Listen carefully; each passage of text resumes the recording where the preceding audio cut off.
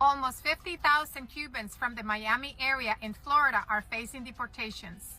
That's because thousands of those Cubans filed for political asylum and were granted political asylum, except they went back and visited their homeland of Cuba. Well, the big deal is that when you file for political asylum, you're declaring that your life is in danger in your home country. And by these Cubans going back to Cuba to visit, that means that the entire process of the political asylum was fraud. The application asked for political asylum seekers to give detail of why they can't go back to their country, why their lives are in danger in their homeland. And Cubans gave those statements that their life was in danger if they ever went back to Cuba. So going back to visit Cuba after you've been granted political asylum indicates that these Cubans have been granted political asylum based on false information. Now, it's no secret, Cubans played a huge role on the re-election of Donald Trump. And a lot of them feel let down by this administration because now they're being sent back home. So I'm going to ask all the Latino community, and I will do the same, to please hold a moment of silence for the thousands of Cubans who now are going to be forced to go back to the island. So anyway, At Little Havana's Domino Park, fear among those we spoke with about the possibility that in just days, those who benefit from SNAP, a federal assistance program, might not get the benefits in November because of the government shutdown. Enrique Gonzalez, who's 79 years old, says he benefits from SNAP. $128 a month helps him a lot. He'll be greatly affected, he says, asking the president for help, reminding us Mr. Trump likely won the presidency because of Cubans here in South Florida. The senior citizens are almost going to starve. Almost 3 million Floridians could suddenly be without vital food assistance. This number includes over 1 million children, over 700,000 seniors, and over 250,000 Floridians with disabilities. All of those Cubans who arrived in the United States as adults who never worked in the United States and are receiving Social Security benefits are in trouble. The Donald Trump administration just announced that it will cut more than 50% of their benefits because they did not contribute anything in the United States. And the worst of all, many of those people are the ones who voted for Trump, and their children voted for Trump, and their grandchildren voted for Trump. Now, all those elderly people who came from Cuba at 60-something, 50-something, 60-something years old, never worked here and took benefits created by the Democrats for people who arrive over 65 years of age are really going to be in trouble. And now Trump is going to cut it by 50% because they didn't contribute anything in the United States because they never worked in the United States. And do you want me to tell you something? I feel sorry for them, but that's why you voted to cut benefits for the shameless, right? Those shameless ones. So now you, the elderly who came over 65, who are Trump's shameless ones, will have their benefits cut by 50%. I imagine that now the children and grandchildren who had them living in their little apartment from Plan 8 in their house separately, and they could buy their yacht, could have their nice trucks, and could take their nice vacations because they didn't have to contribute a cent to support their parents or grandparents. Now they will have to face it again as God intended, supporting their relatives who didn't lift a finger here and are receiving benefits without having worked a day in the United States.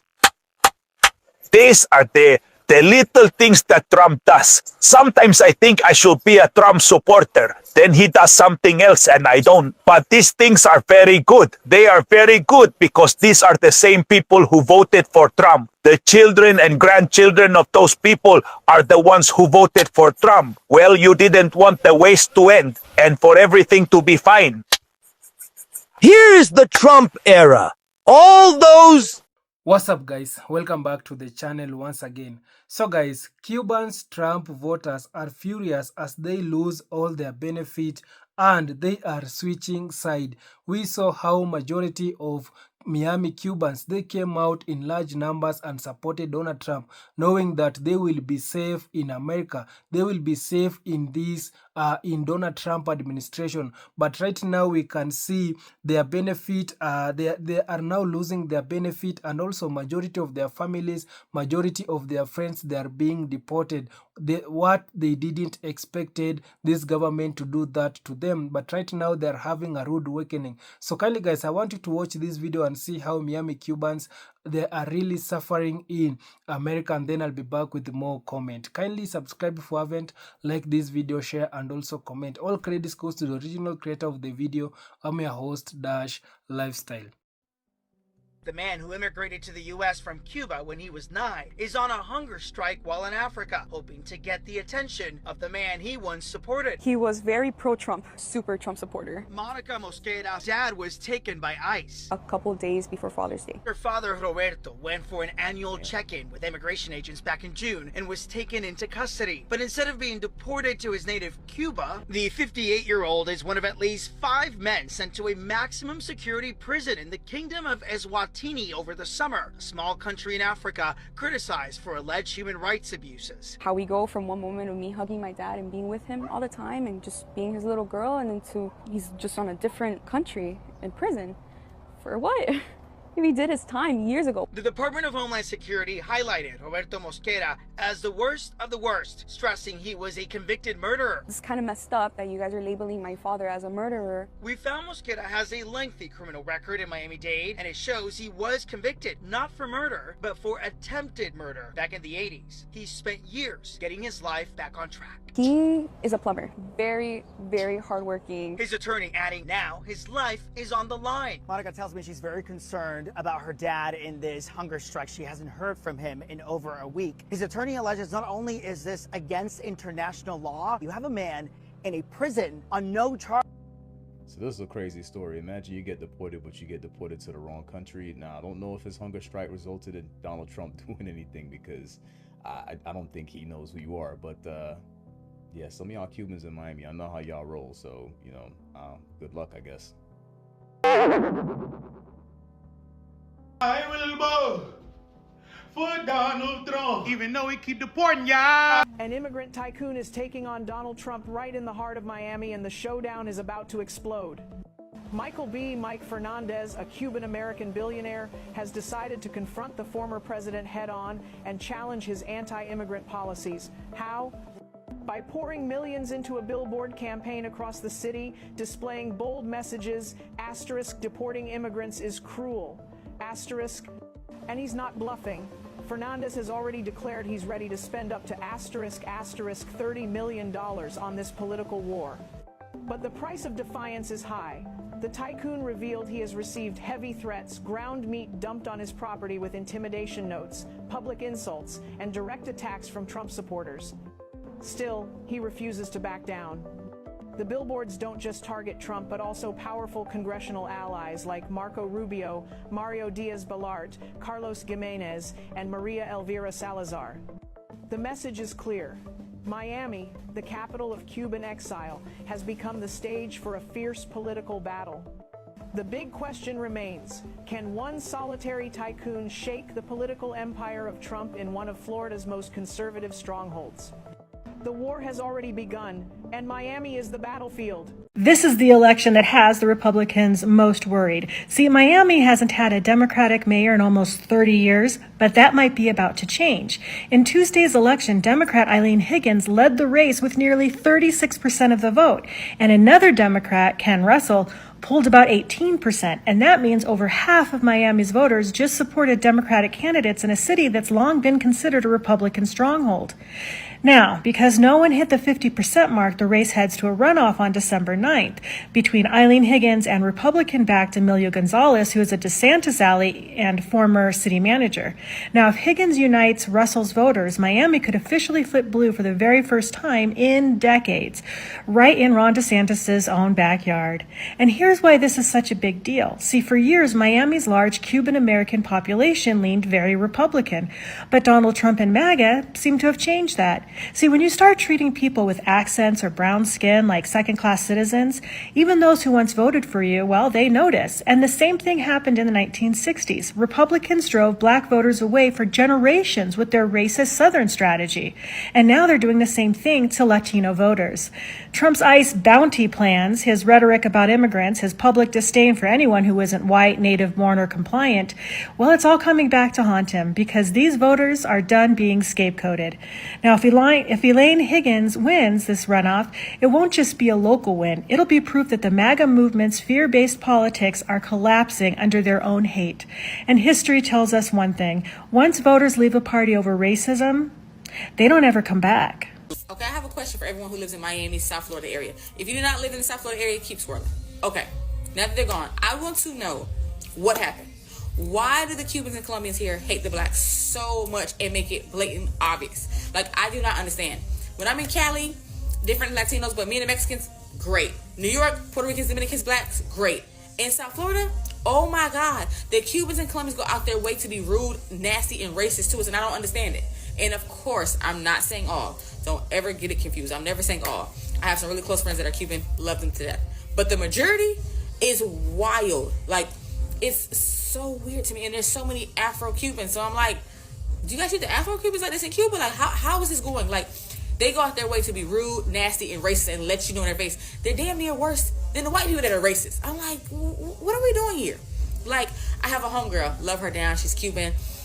She looks more like a lighter complexion Cuban, but she has like 4C hair. And she even tells me how hard it is for her family. Like, oh my God, it's embarrassing. Straighten. And I'm like, why? But like the other day, I was staying like an hour away from my house in South Florida, so I decided to get a hotel because I didn't feel like driving an hour was going to be at night. Guy at the front desk, so rude, nasty to me. Check-in's at 3. It's like $2.50. I see a Latino woman in front of me check in, and after me, let somebody check in. Nope, you better wait. Blah, blah, blah, blah, blah. And you can't lay on the couch. You can't do this on the couch. I'm like, sir, and I literally just like lean on the couch on the pillow to wait, like on the armrest. I'm like, okay. Then in the middle of the night, I come down to buy something from the store in the hotel. He's like, the store's closed. I'm doing inventory. I'm like, oh, okay. Well, I can wait. How long would it be? All night. You mean to tell me the store's closed all night? Really? 10 minutes later, I'm in the hallway getting some ice. I see a Hispanic man and woman coming in with drinks. So where'd you guys get it from? Oh, the store downstairs. He said it was closed. Oh, yeah. He just took the rope off and opened it for me because it was just a rope. I'm like,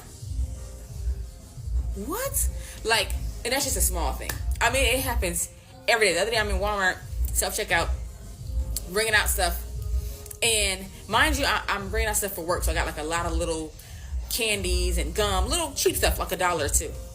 And the lady's watching me. I can feel her burning into my back. Mind you, it's like eight self-checkout. She doesn't think anybody else. I'm the only black person there, though. Next thing I know, she runs to the door. I want to check your bag. I said, no, why?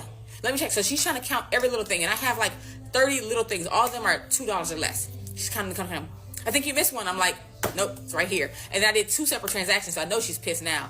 But I'm like, and then another lady comes to the door, another Spanish lady, and she's like, no, you're not doing this to her. You guys kill me every time I come in the store. You guys treat black people bad. My baby's father is black. We're not doing this. And they start arguing in Spanish. So I appreciate her standing up for me, but why do you have to? Mind you, it's a lady to the right of me, a Hispanic lady. Dead ass, I seen her stealing. I ain't dead, I ain't my business. But you so busy watching me, not even watching Shorty over here. Like, I don't know. I just want answers. I just want to know if anyone knows the reason why it's so much division in what the hate is about. Because I don't like that. Like, what are we doing? You know what I'm saying? We're all minorities. Let's love each other. Like, what's the problem? You guys let me know. Y'all have a blessed day. Later. So Miami, Florida is officially the city in the United States with the highest amount of senior citizens that are on SNAP benefits, which is, EBT, food stamps, whatever you want to call it. The Republicans control the House, the Senate, the Supreme Court, the presidency, every single lever of power in this country, right?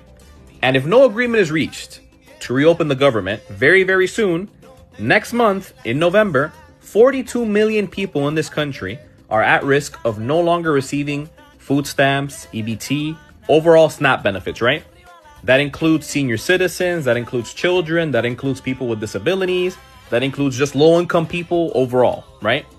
And it's pretty sad and at the same time ironic that here in Miami is where we have the highest level of seniors in the entire country that are on these kinds of benefits.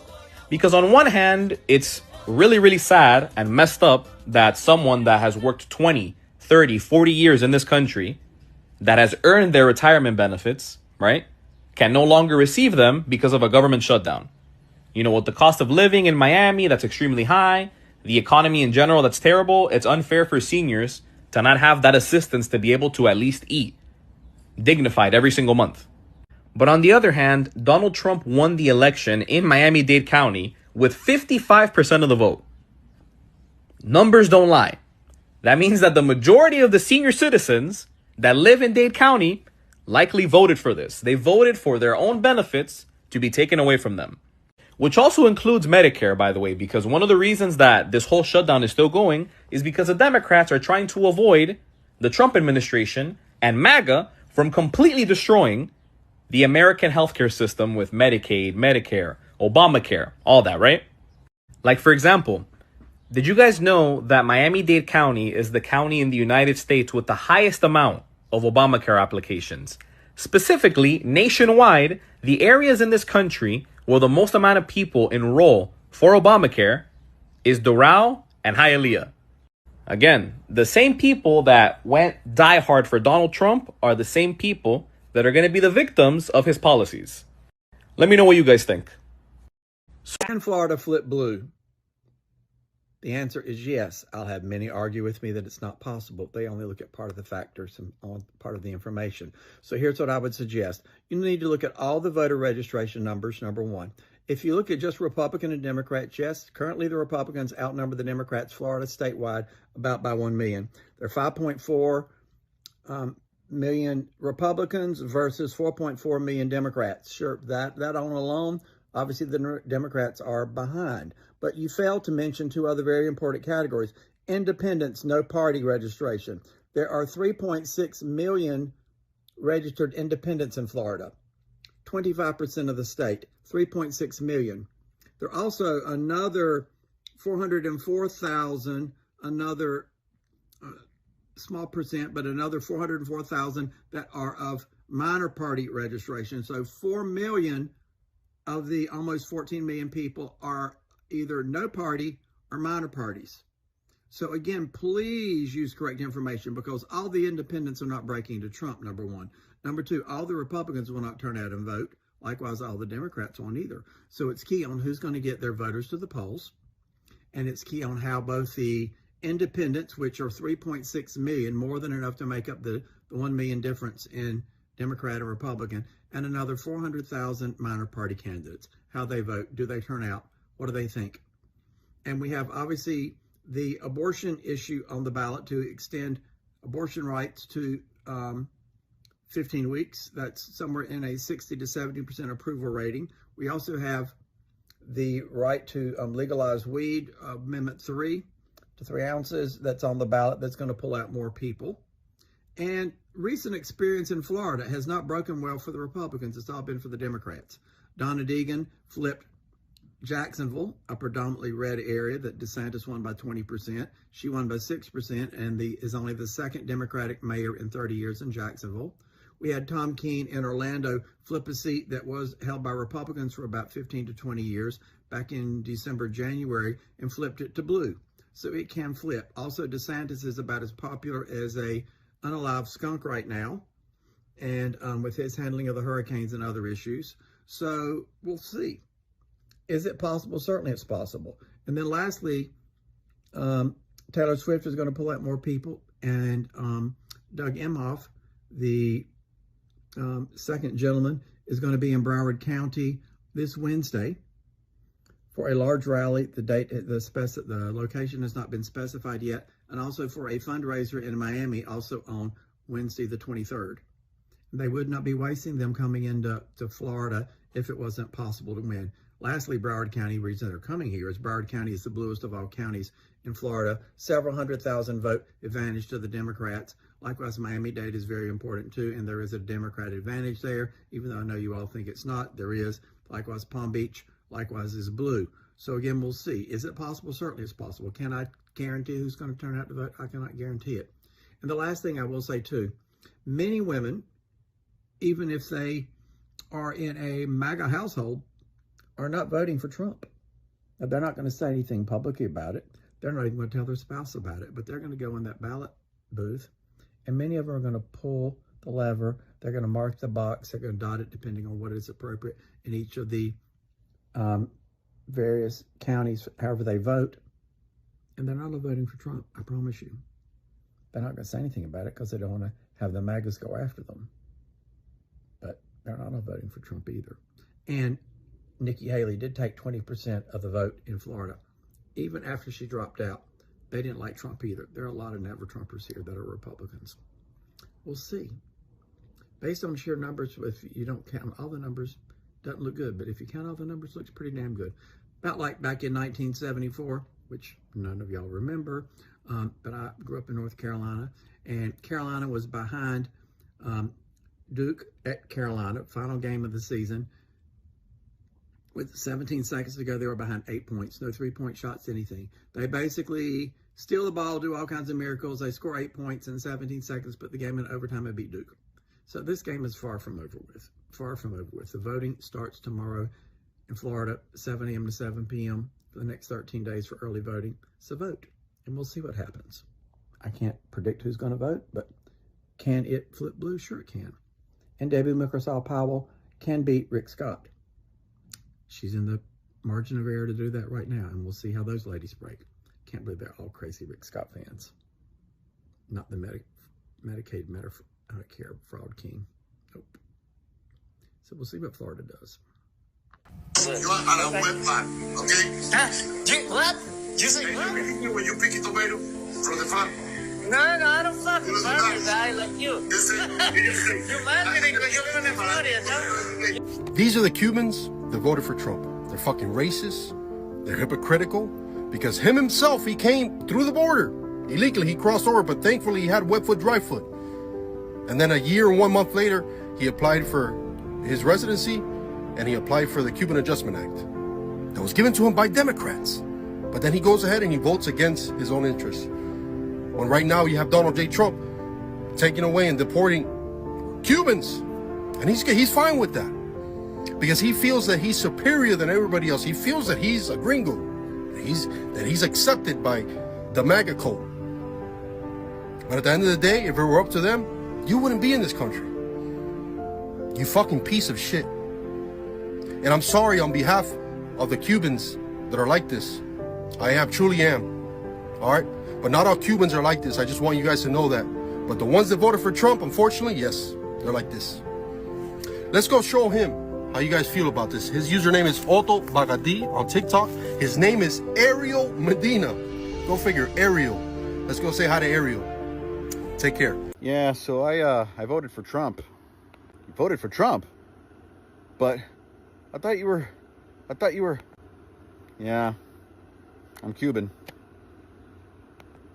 But like, you're like Cuban. What? I know. It's a bummer. I'm Cuban. What are you gonna do? Well, I'm gonna unfollow you because you're Cuban dudes and you're Cuban. The Trump administration has been quietly sending Cuban immigrants to African countries and This has just crossed another line. But before I tell you how, do me a favor, hit that follow, because I am going to continue to put out news blast after news blast about the Nazification of America, and you're not going to want to miss a single report. A U.S. citizen who we're protecting by calling her Rachel S. is a member of a rapid response team in Los Angeles. She was brutally beaten unconscious by masked men that were ICE agents at a Home Depot. Her crime was filming them, these pussy-ass bitches that have to beat up a woman. Imagine what they do to their kids and wives at home. Anyway, witnesses say agents dragged her into a side alley, beat her so badly that she had to be rushed to Cedars-Sinai. Then they kidnapped her from the hospital without a formal discharge, in other words, making her leave against medical advice, and then locked her up for 8 hours with 0 charges, 0 due process. So let's be honest, MAGA Nazis.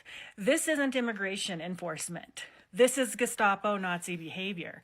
Masked men brutalizing people in alleys, punishing citizens for watching, dressing them across the Mexican border to Mexico.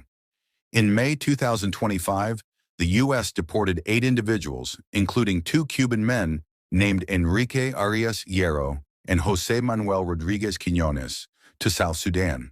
Cuba refused to take them back. In July 2025, the U.S. deported another Cuban national, Roberto Mosquera del Peral, to the southern African kingdom of Eswatini. Just days before Father's Day, Roberto Mosquera was detained by U.S. Immigration and Customs Enforcement agents in South Florida during his annual check-in. But instead of being deported to his native Cuba, he was sent to Africa. The 58-year-old is among at least 5 men transferred this summer to a maximum security prison in the southern African kingdom of Eswatini. Several deportees told the Miami Herald they were driven by U.S. Homeland Security to the southern border and handed off to Mexican authorities, despite having lived in the U.S. for years. If we can quite recall, a lot of Cubans voted for Donald Trump. They were so proud of voting for Donald Trump that they made a hit song about it. Every election, Cubans in Florida unanimously vote Republican. This time, it looks like it has worked against them, as the Trump administration is scooping up almost any Cuban and deporting them to third world countries. Do you feel sorry for the Cubans in Florida who voted for Donald Trump? Good morning, my little warriors of democracy. How are we feeling today? We should be feeling good. We should have a little natural high going on. I think we won every single seat except for the city of Miami, because that is going into a runoff. And guess what? It's between a Democrat and a Republican in Miami. So that is a great sign. And I think we need to put a lot of work and effort into that race in Miami. Sorry, Ken Russell. We love you. You were number 3, though. Now, last week I made a video talking about the Orlando Commission race for District 1, and that this man, who is the Republican, even though it's a nonpartisan race, wanted you to know that he was the last Republican standing, the only one, literally the only one. And he's gone. And he's gone. Because my friend, Tom Keene, won that seat. Thank goodness. And I'm going to tell you, Tom Keene actually put in the work and effort. I'm glad I don't have to see his people anymore in the red tent in the freaking public shopping lot. Those boomers that wear those MAGA gear. You lost. I told you, Lake Nona is becoming bluer by the second. If you don't see this as a referendum on the Republican Party, I don't know what is. Stay blue, my friends. Stay blue. And congratulations. A growing number of Cuban-American Trump voters are waking up with a case of political whiplash. After backing the former president in hopes of economic revival and, only deporting the bad guys, some are now watching their own families get swept up in ICE raids and deportation proceedings. One woman in Florida says she voted for Trump thinking he'd only deport criminals. Instead, her husband, a father of 2 with no criminal record, was deported right in the middle of his citizenship interview. Surprise! You are the others you thought you were voting against. Turns out campaign promises don't come with a warranty. As one disillusioned voter put it, I didn't vote for the deportation of Hispanics, but for the deportation of criminals. Well, the fine print says otherwise. More at 11, or whenever reality checks clear. I will vote for Donald Trump.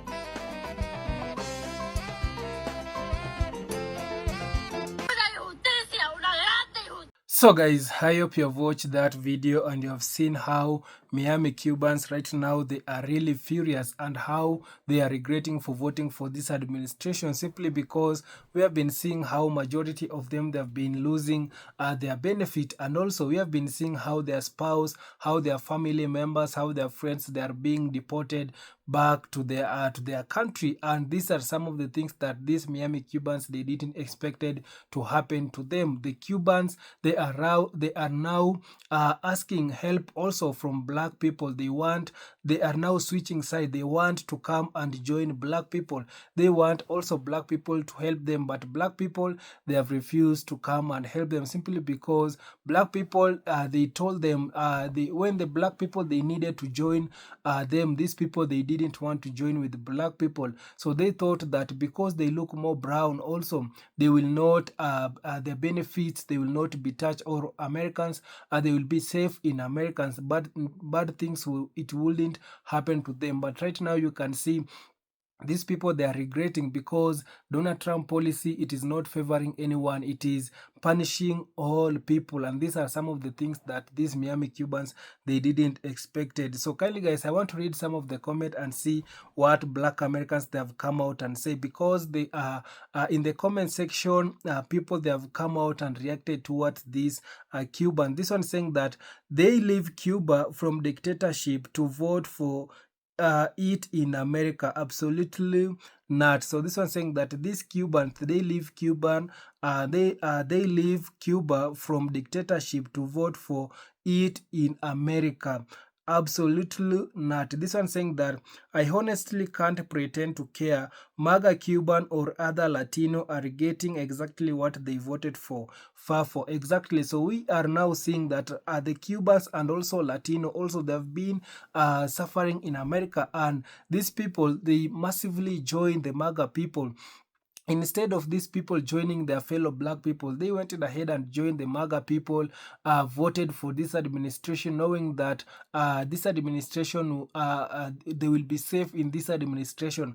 But right now, they are realizing that voting against your own interest, it is not a good thing. And that's why you can see Black people right now, they don't have sympathy towards these people. This one saying that sort of crazy when you actually get what you voted for. No sympathy for MAGA. You can see, so the MAGA Cubans, the Black Americans, they are telling them that no sympathy at all, because Black people, they try to warn these people, but these people, they never listen the warnings from Black Americans. So right now, Black people, they don't have sympathy towards them. This was saying that racism, it is expensive.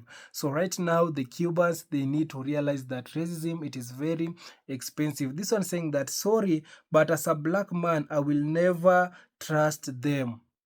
Yeah, so these people, they have just come out and broke the trust from Black people, because Black people, they try to tell these people, come and join your fellow Black people, support your fellow Black people.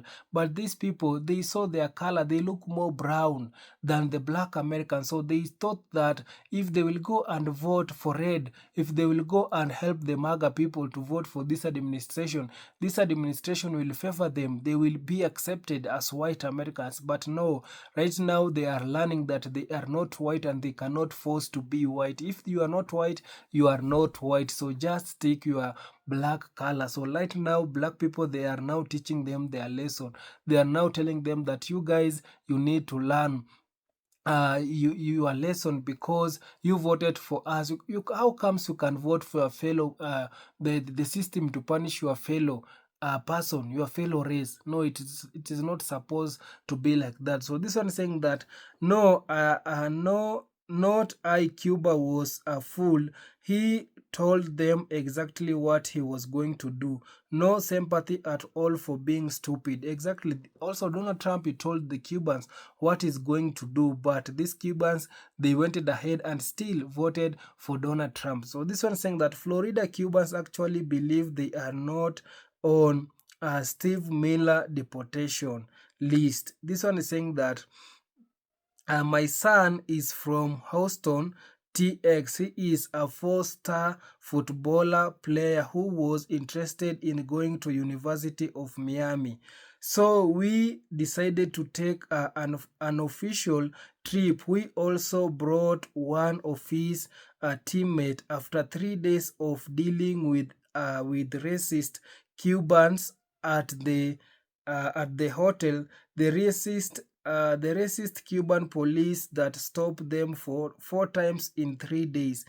Racist Cuban wait staff in restaurant. My son, who is Black, decided to cut the trip from a week to 3 days, and we returned to Texas. He took all his UFM teams he had through them. I am that trash, along with every other Florida school that recruited him. Even his friend said he would no longer have UFM. One of his option, his teammate main reason was because of racist Cubans as well. But here is the funny part. my son teammate is Caucasian. How racist does one has to be as a group where even a white kid from Texas says you all are too much? Cubans are reaping what they sowed, and I hope they feel the next 3 years right up there. So you can see this one is he has come out and explained the how her son was treated with this Cuban racist Cuban. So also this one saying that Cubans right now, they are getting what they voted for. So this one is saying that I don't know a greater betrayal than this. The Dems gave you everything to make you life better, and you decide to betray them by voting for the party that doesn't not want you in the country in the first place.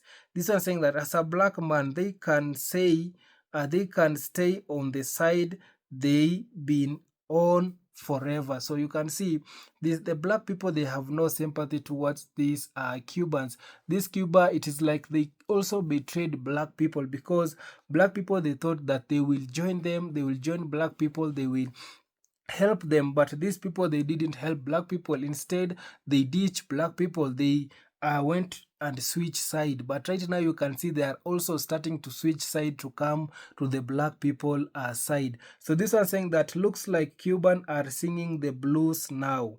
This one is saying that when you wish hurt and pain on the another group of people, it doesn't a full circle and comes back to you. You vote to have yourself, your family and friends to be deported out of this country because of your racism. So that it is exactly what the Cubans, they did. They voted for deportation, and we are seeing majority of their families members, they are being deported. So guys, you can also share your thoughts in the comment section. I'll be reading it in my next video. Thank you so much guys. Subscribe if you haven't, like this video, share and also comment. See you on my next one. Bye bye. Adios.